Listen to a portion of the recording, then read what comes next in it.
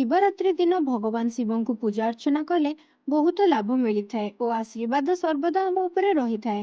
ବ୍ୟବସାୟରେ ଯଦି ଆପଣଙ୍କ କ୍ଷତି ହେଉଛି, ତେବେ ଭଗବାନ ଶିବଙ୍କୁ ପୂଜା କଲେ ଏଥିରୁ ମୁକ୍ତି ମିଳିପାରେ। ବାସ୍ତୁଶାସ୍ତ୍ର ଅନୁସାରେ ଶିବରାତ୍ରି ଦିନ ଘରେ କିମ୍ବା ଦୋକାନରେ ଯଦି ଆପଣ ଏହି 5ଟି କାମ କରିବେ, ତେବେ ଏହା ଦ୍ୱାରା ଦୂର ହୋଇପାରେ ଆପଣଙ୍କ ସବୁ ଅସୁବିଧା। ତେବେ ଭିଡିଓଟିକୁ ସମ୍ପୂର୍ଣ୍ଣ ଦେଖିବା ପୂର୍ବରୁ ଯେଉଁମାନେ ଆମ ଚ୍ୟାନେଲକୁ ଏବେ ଯାଇ ସବସ୍କ୍ରାଇବ କରିନାହାନ୍ତି, ତେବେ ଏବେ ହିଁ ସବସ୍କ୍ରାଇବ କରିଦିଅନ୍ତୁ। ପାଖରେ ଥିବା ବେଲକୁ ମଧ୍ୟ ପ୍ରେସ୍ କରିଦିଅନ୍ତୁ।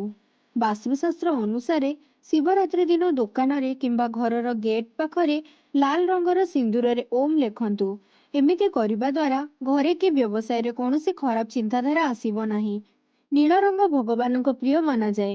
ଏଥିପାଇଁ ଦୋକାନରେ ଉତ୍ତର ଦିଗରେ ନୀଳ ରଙ୍ଗର ଫୁଲ ରଖନ୍ତୁ। ଏମିତି କରିବା ଦ୍ୱାରା ଆପଣଙ୍କ କିଛି କାମରେ ବାଧା ଉପୁଜୁଥିଲେ ସେ କାମ ଶୀଘ୍ର ସମାଧାନ ହୋଇଯିବ। ବାସ୍ତୁଶାସ୍ତ୍ର ଅନୁସାରେ ଶିବରାତ୍ରି ଦିନ ଦୋକାନରେ ଏକମୁଖୀ ରୁଦ୍ରାକ୍ଷକୁ କପଡ଼ାରେ ବାନ୍ଧିକି ରଖନ୍ତୁ କିମ୍ବା କୌଣସି ଛୋଟ ଡବାରେ ରଖନ୍ତୁ। ଏହା ଦ୍ୱାରା ବ୍ୟବସାୟରେ ଧନ ସମ୍ପତ୍ତିର ଅସୁବିଧା ହୋଇନଥାଏ।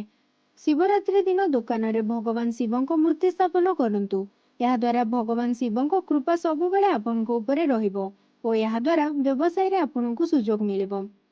ବାସ୍ତୁଶାସ୍ତ୍ର ଅନୁସାରେ ଦୋକାନର ଉତ୍ତର ପୂର୍ବରେ ଧାତୁରେ ବନାଥିବା କିଛି ଶୋପିସ୍ ରଖନ୍ତୁ। ଏହା ଦ୍ୱାରା ଭଗବାନ ଶିବଙ୍କ କୃପା ସବୁବେଳେ ରହିବ ଓ ଖୁସିରେ ରହିବେ।